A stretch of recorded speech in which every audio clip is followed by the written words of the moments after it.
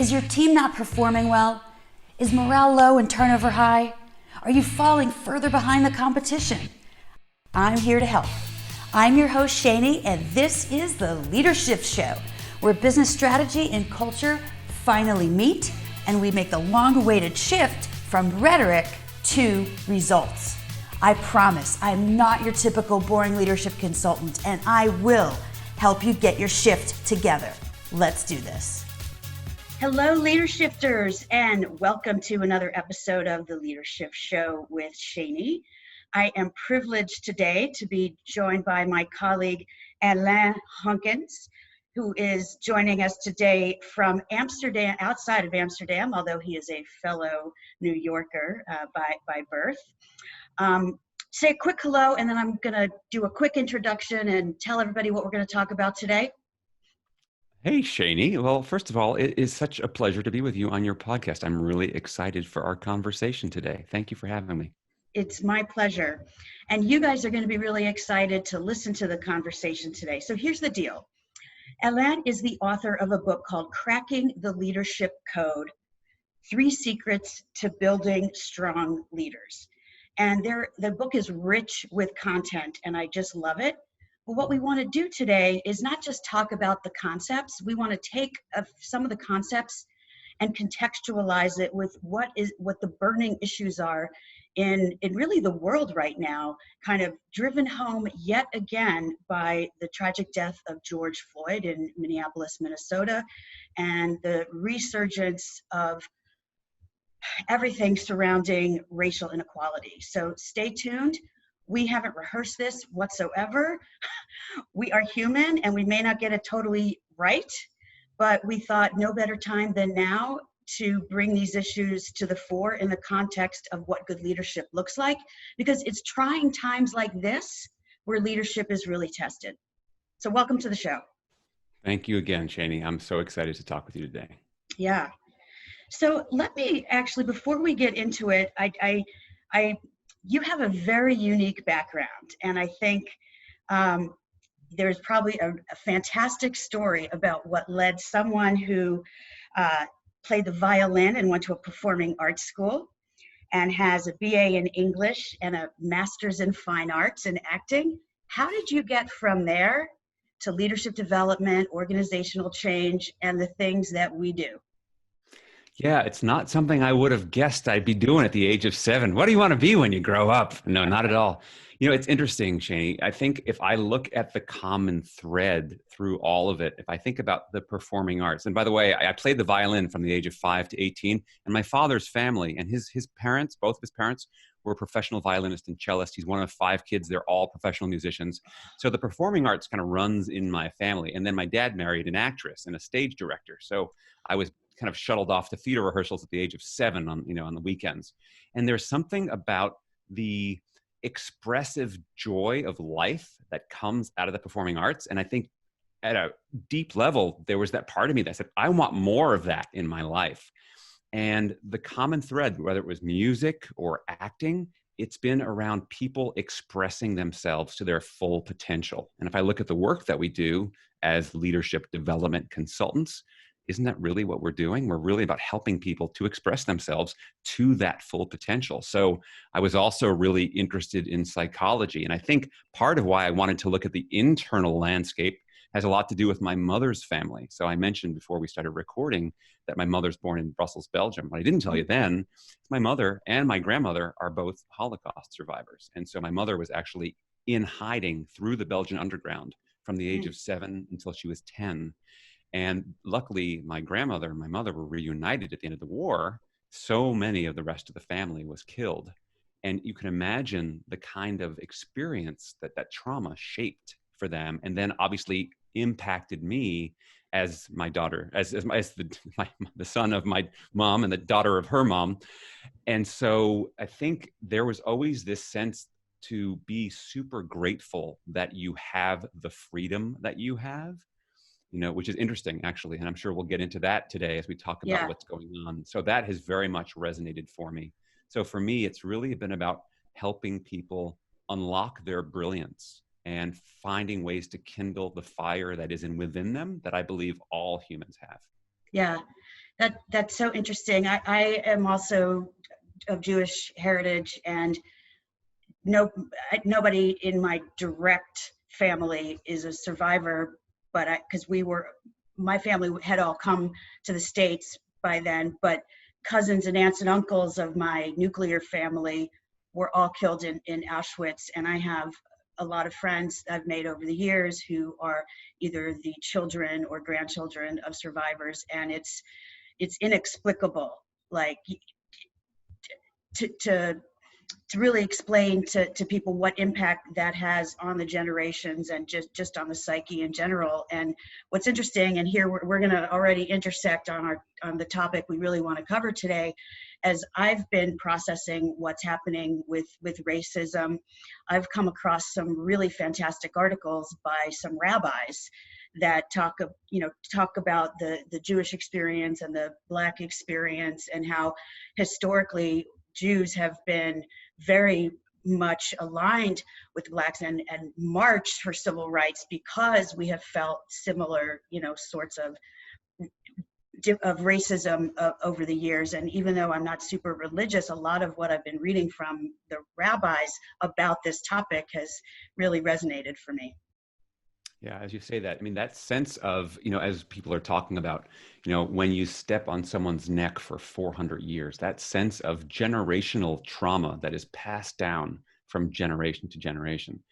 And, we like to say if there are no accidents, the fact that this is happening in the middle of the coronavirus pandemic, to me, what I hope is that everyone on the planet is currently experiencing the trauma of coronavirus. And if we define trauma as a deeply distressing and disturbing experience, my hope is that in experiencing the coronavirus trauma, it has opened a doorway into more empathy.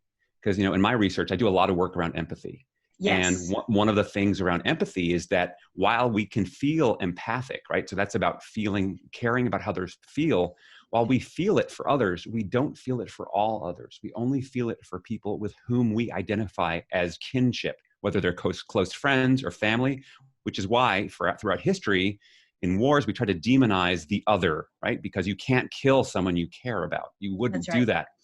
And so I'm hoping that maybe now there's more of this empathy, and also that these issues of life and death, literally because of coronavirus, are more bubbling at the surface, that people are more attuned to the empathic pain that people who have been marginalized and oppressed and beaten down and killed have been feeling for so long, that pain is so much more real and raw for more people to access and to go, that's not okay. That is not okay. Yeah. And the pain of coronavirus is measured in weeks and months versus the decades and actually millennium of some of the oppression that other marginalized people have been experiencing. So I agree, if it can start to increase the empathy. And I was going to ask you about that, the concept of empathy you talk about specifically in your book, and you break it down to two types of empathy. And I think folks are going to be interested in this. So tell us the difference between cognitive empathy and affective empathy.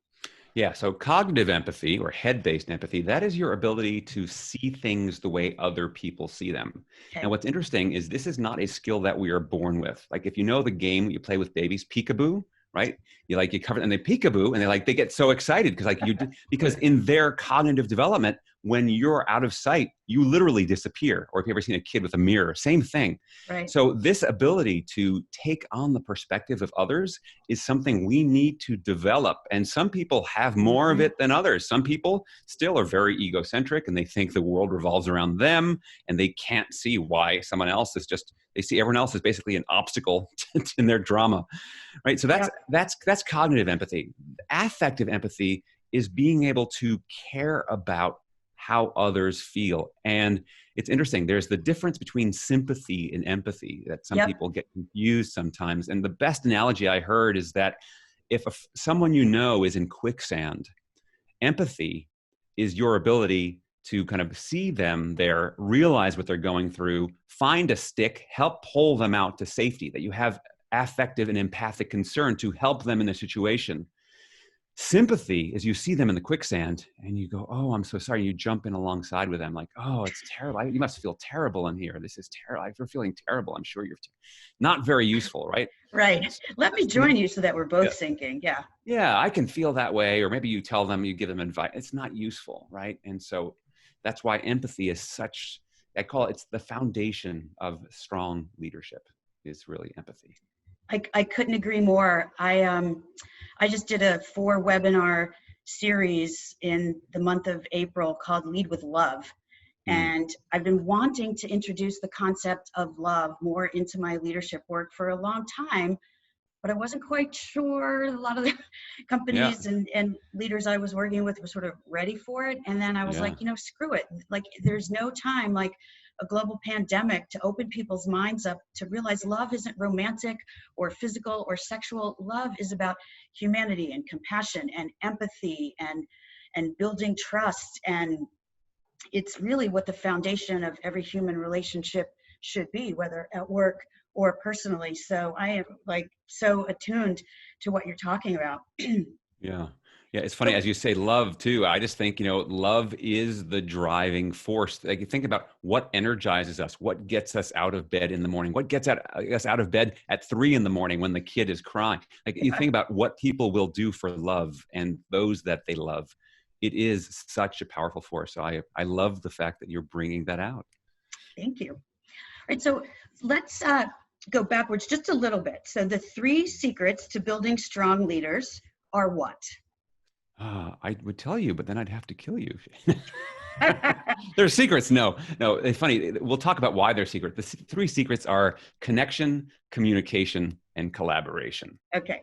And people say, well, that's not very secret. And like, the secret isn't knowing them. The secret isn't applying them, because as the research shows, global feedback on leaders around the world, only 23% of people believe their leaders lead well. So clearly knowing the secrets isn't enough. It's what do you do to apply them? And Absolutely. That's what the book goes into. Right. Very few leaders actually walk the talk. Yeah. I'm sure you see that frequently the way I do, this beautiful set of values on a poster on the wall and conference rooms and hallways and, beautiful corporate headquarters. And yet the way people act don't honor those values on a daily basis. Yeah, completely. Yeah. Basically standing up, pretty lobbies collecting dust. That's what Yeah, exactly.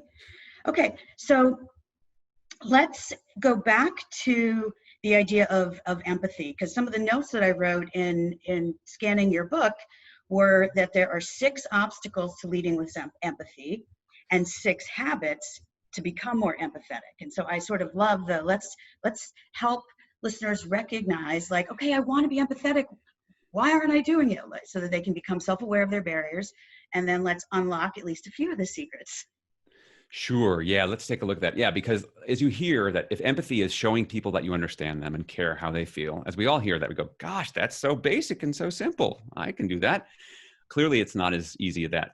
The research I saw from 2019, basically 92% of CEOs say that their organizations are empathetic, yet only 50% of employees are saying that their CEOs are empathetic. So clearly, particularly when you're in a leadership role, leading with empathy is hard. So I want to talk about a couple of the biggest barriers to leading with empathy. Number 1, impatience. Okay. If you think about it, showing people that you understand them and care how they feel isn't some item you can just check off on your to-do list. Okay. Showing empathy means showing patience. And, information and emails move at the speed of light, but human relationships take time. That's right. And so we have to recognize that when we want to listen to someone, yeah, I get you're busy. Yeah, I get you've got a lot on your plate. I get the fact that you've got results to deliver. In fact, there's a good chance that in your organization, drive for results is considered a core leadership competency. A lot of places, drive for results, bias for action. Yes. That's all fine and well and good. However, driving for results, when it comes at the cost of driving over the people that achieve those results, that's the issue. And that's why we need this patience. And so we have to recognize that leadership wisdom is, we're not saying you have to sit around and be in group therapy all day long. You won't get anything done. That's not the point. But leadership wisdom is knowing when to go fast and when to go slow. So impatience is one of the big ones. Another big obstacle to leading with empathy is fear. Fact is, a lot of leaders have been trained to Yep. be really good problem solvers and analysts, but they're afraid of all this feeling stuff. I remember working with a guy, Bob, he's a managing director for a consulting firm. And he told me flat out, totally honest, which I completely appreciated. He said, I don't ask my people how they feel. And you know why that is? It's a very good reason, because if I ask them, they might tell me. I don't think I want all that information, right? So I said, so Bob and leaders like him have, and I think you probably have even heard this, Shani, this expression. They have this check your feelings at the door policy, right? Yeah. So we have a check your feelings at the door policy, which is a very interesting and strange thing to say, because you can't actually check your feelings at the door. At best, what you can do is suppress your feelings at the door, which sadly is precisely what is going on. Deloitte did this great study, 61% of US employees report that they cover their identities in some ways. That is, they put on a mask because they don't feel safe bringing their whole selves to work. And when you put on a mask, you can't but help and disconnect, which creates this low trust, low empathy, low performance culture. So Absolutely. those are a couple of, I mean, I can go through a couple more, but those are, I think, some of the top big ones. Another one, particularly for leaders that challenges to empathy, is power.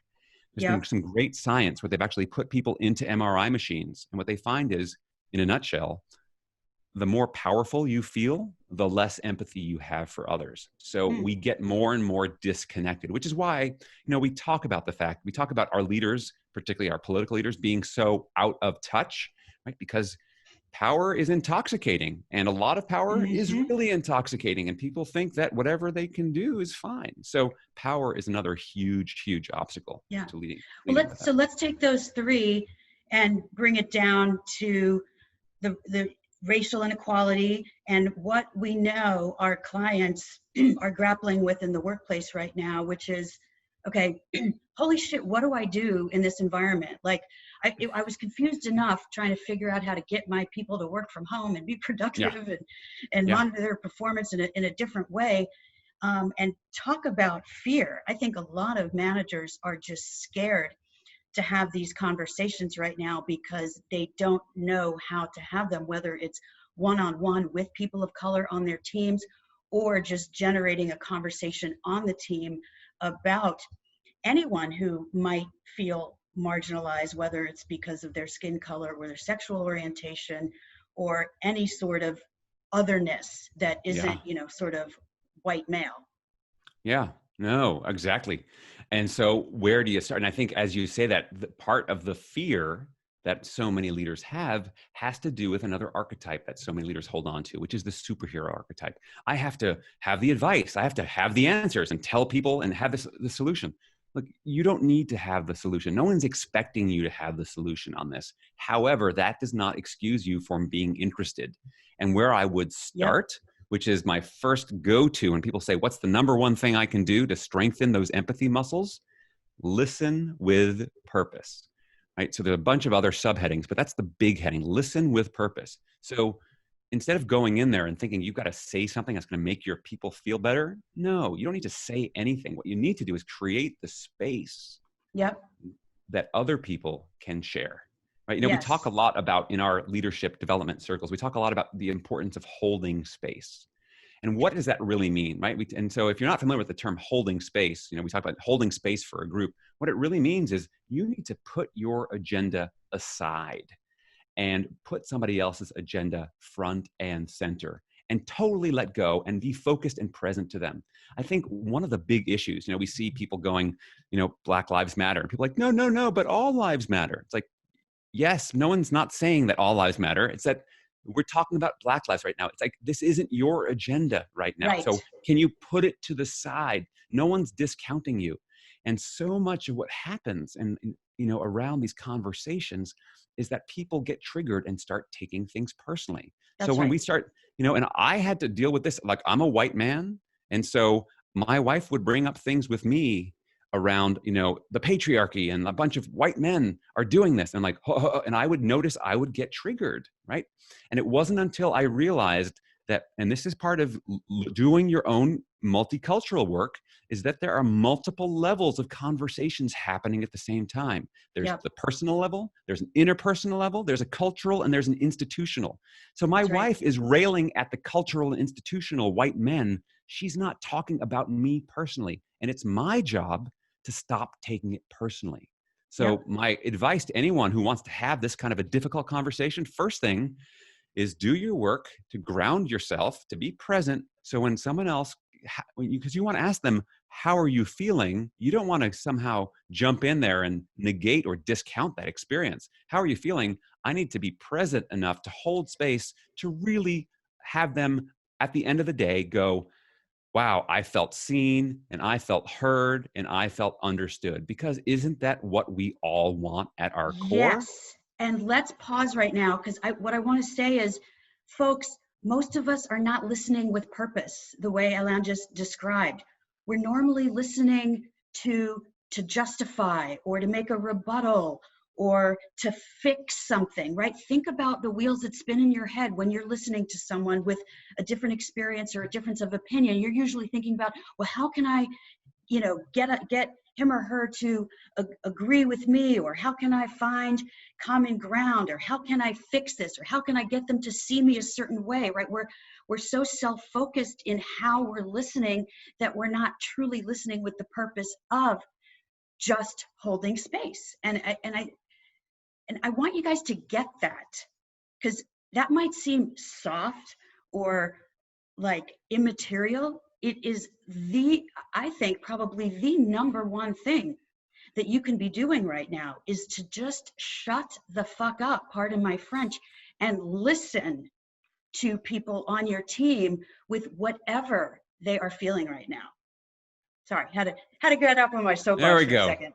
Got it. And here's the thing. And just to kind of correspond to your soapbox there, and if you need some kind of good science behind this, the neuroscience basically is what goes on when you hold space and let people vent or share whatever, is you're giving them the space to calm their central nervous system down. They are upset, they are angry, Yep. they are sad, they are whatever, they are having their experience. And when you hold space for somebody else, it allows that emotion to pass and it lets their central nervous system calm down so that they can actually use their prefrontal cortex and actually get their brains back online, so they're not distracted and tired and upset and exhausted and depressed and sad and feeling hopeless day after day, which, by the way, you might have been feeling a couple of weeks ago around coronavirus. So you can relate with this right now. It's the same experience, different topic, obviously, but that's what we're trying to do as leaders. The first step, and Amy Edmondson at Harvard writes all about this in her book, The Fearless Organization, and she coined the term psychological safety. I know. I talk Yeah, about it constantly. yeah. So this is what we're trying to do, is we're trying to create real psychological safety, and empathy is about that. It's holding that space, because recognizing what people are going through. This wonderful white woman race educator, I once saw this wonderful clip, and she basically asked a group of white people in the audience. She said, "Okay, knowing what's going on in America with race relations, raise your hand if you would feel comfortable trading places with a person of color in our society." No one's raising your hand. Why aren't you raising your hand? Did you not understand the question? And everyone knows, and no one wants to, Or as Chris Rock asked the same question of his audience, he said, "Who would trade places with me?" And he said, "None of y'all raising your hands." He said, "And I'm rich," which is the same thing, right? It's just like, I saw that in one of his yeah. comedy. Yeah. Yeah. So what we're saying is this has been going on for a long time. And if Absolutely. you're not feeling uncomfortable about this, that's something to check in with, because I have felt deeply uncomfortable. And I also realize that my deep discomfort is a privilege, because I get to opt in and opt out of my discomfort on this issue when I want to. And my brothers and sisters of color don't get to opt in and opt out of this issue on a daily basis the way I do. So recognize that. And it's for all of us, that I say us white people, to do our work and to Yeah. support. And this is such an opportunity. And it starts with listening with purpose. Yep. And the other thing I want to say that might seem obvious, and I know it's one of your six ways to begin to act with more empathy, is to just practice. Yeah. Because like anything that you're not good at, you only get better at it with practice. And so if you're uncomfortable having conversations with members of your team or with your entire team around race, Well, you're not going to get better at it by saying nothing. In fact, your silence is saying something. And it's saying something different to everybody because everyone's making up a different story about why you're not bringing up the topic, right? And so even if you're not saying things as eloquently as you might if you were talking about something that you have vast experience in, just you swing the golf club for the first damn time. Yeah. That's how you Right? learn. And That's practice exactly and how you get learn. better at it. And, you know, to tie back to what you were saying about the neuroscience is when you cross outside of your comfort zone as a leader, right? Your reptile brain is going to get triggered into a place of fear. So you need to hold space for yourself. Yeah. Right? And don't hold yourself to the same kind of standards of getting it perfect that you might otherwise. Yeah. Yeah. So there's so many things that these wonderful tests of all of us as leaders to stretch out of our comfort zone. You're going to screw up. I've screwed up. I'm going to screw up today, later, I'm sure. It's just, how can we keep moving forward? You know, because like you said, Shani, the worst thing to do is to be silent. The worst thing to do is to stop and think, oh, I don't know what to say. I'm not going to get this right. Yeah. Or, you know, I'm just, you know, I don't know what to say. So I'm going to sort of fade into the wallpaper until it goes away. This is Mm-hmm. not going away. Yeah. Like this time, famous last words, I really think this time is different. And there is something that has been awakened in too many people this time for it to go away. So everybody's responsibility is to start engaging in these conversations, and let's build psychological safety, not just on our teams, but with our neighbors and in our schools and really in the world at large. I mean, everyone makes fun of, and we see all these memes about how we just wish 2020 would go away and all this sort of stuff. And what if 2020 is the year that the world, you know, the tipping point of the world? It's Exactly. going to Yeah. get I mean, more uncomfortable before it gets comfortable. But hey, exactly. You know, it's interesting. You know, one of my colleagues, Tasha Urich, you might know her book Insight, writes about self-awareness being the critical skill underneath everything else, which in some ways it is the basis for emotional intelligence. It's the basis for empathy. yep, And a lot of people think they're self-aware and they're not. I mean, the numbers of people that are actually self-aware is something like 8 to 10%. It's horrifically low. That being said, I bring this up because one of the keys that unlocks self-awareness is what she calls these alarm clock moments, these wake-up calls. If you think about it, and sometimes that wake-up call might come from the inside. So if you talk to anyone who's been an addict, they talk about I hit bottom. I just couldn't do it anymore. And they got in recovery somehow because they had their own personal hit bottom. Sometimes those wake-up calls come from the outside world. So I just look at 2020. How many more wake-up calls do we need? We got coronavirus. We got unemployment. We've got all of the racial issues. Like, we're getting wake-up call after wake-up call. So if you hit snooze button last time, you hit snooze button second time, how many times are you going to keep snoozing until you realize that's it? And this is the work. This is the work. And like you said, 2020 might be the year. I know, gosh, I hope that's the year that we can get this looked at, because these issues have been there. And we have been doing a great job of entertaining ourselves with a bunch of stuff and a bunch of activity and a bunch of denial for a long time. right, exactly. And we can't just self-soothe with more Netflix binging. Yeah. Yeah. You know, and as you said before, Shani, too, like also asking questions, there's a ton of resources out there. I'm sure that all the listeners out there you've seen. So the place isn't for you to go to people of color, say, what should I do first? I don't know. You know, there are tons of resources, and I can send you some. We can put some in the show notes. I mean, the fact, Totally. It's like, you don't know, make it their job. yeah, exactly. This is not the job of people of color to fix this for white people. You know, this is time for us to do our work. Absolutely. Great. Well, so what else, you know, we could talk for days about the concepts in your book. Is there anything else that you want to highlight right now in the context of this conversation as an important takeaway? Well, yeah, as I think about, we talked about connection and empathy being such a key piece. Another piece, a big central theme, obviously, from the book is collaboration. Hmm. And in that section of collaboration, I look at the fact that, as leaders, we can't actually motivate anyone else. We can't force anyone else to collaborate well. But what we can do is create the conditions where collaboration and motivation is more likely to happen. And Okay. what I found in my research is that there are four fundamental human needs that need to be addressed and satisfied for people to be able to perform at their best. And we've talked on some of them already. One is the need for safety. So we talked Okay. about Yeah. psychological safety. There's also physical safety, which is Sure. why we've all been sheltering in place. So you've got safety. Another need that we have is energy, that we have to be in an energized environment.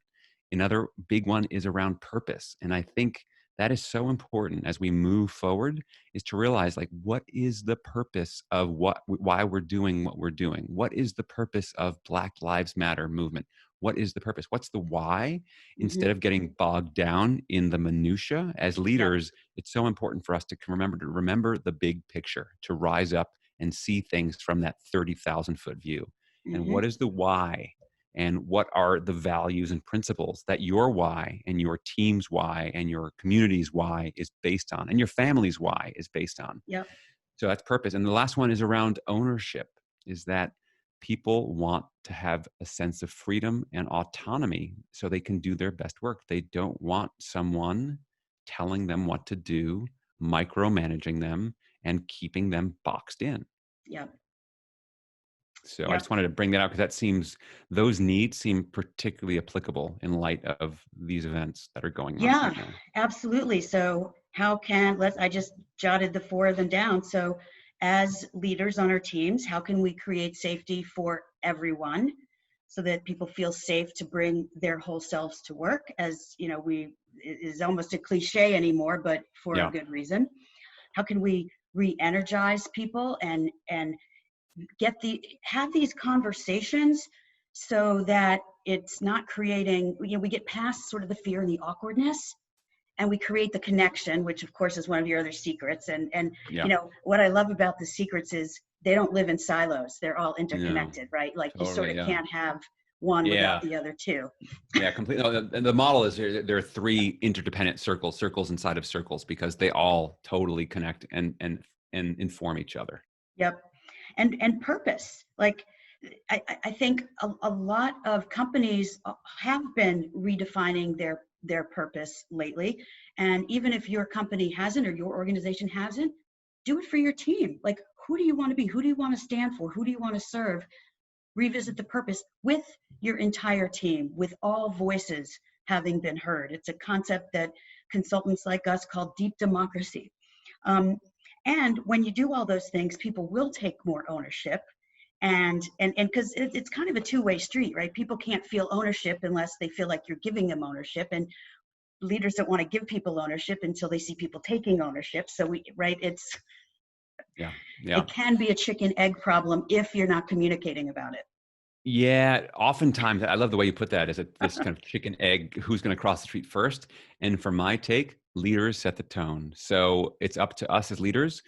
Are you assuming trust or is trust earned? And it's amazing. I asked that question to groups and like, what do you think? Is trust earned or assumed? And like they're like earned. And like, what does that say? Yes, there are certain times and places that trust is earned, but 99% of our society would not work if we did not assume trust. You would not get in a car and drive down the road unless you assumed that other people would do what they were Interesting. supposed to do. So it's amazing. We assume that, the people that make our food have washed their hands, things like that. I mean, which is a good thing that they did. But the fact is, if we had to check and verify every single thing, we literally could not function. Yeah, So trust really great point. trust is vital, and we have to realize we should be assuming trust more because we're already assuming trust more than we think.